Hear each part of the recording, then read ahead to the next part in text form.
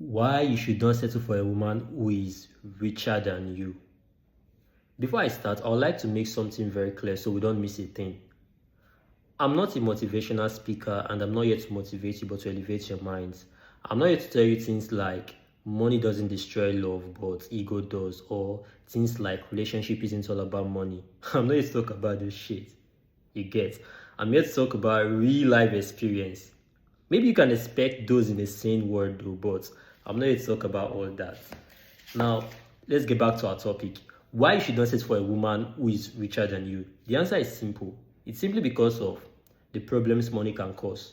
Now, what are these problems? I'm talking about betrayal, envy, jealousy, resentment, hatred, depression, and so many of them. You can name them. Gone are the days when society limits women's voices and their rights, because in our present day, they are swearing and also dominating. So if you decide to date a woman who is richer than you or who earns more than you, then you can consider that very risky. You get? Talking about relationship, responsibility is the major attribute of a relationship. And when your woman thinks she can handle that, and even handle it more better than you, then her loyalty and commitment should be questioned. Because where there is achievement and money, there is a feeling of importance. And when that's present, there is pride and ego. On this ground, it doesn't really matter who is taking the responsibility, because even if you as the man is taking 100% of the responsibility and your woman still earns more than you, or your woman is richer than you, then I think you are spiraling down the tunnel even faster, because she keeps growing while you keep paying bills and taking responsibilities. I know some of you might be thinking about what kind of guy I am, or where is my sense of worth, or thinking maybe I can't handle someone higher than my class. No, that is wrong.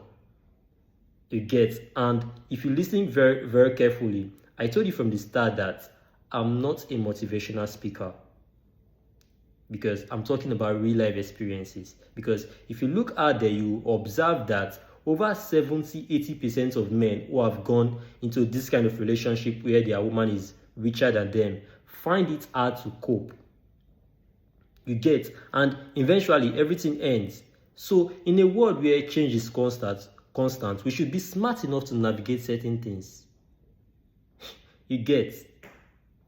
And another thing that happens when a man dates a woman who is richer than him is the man loses his value.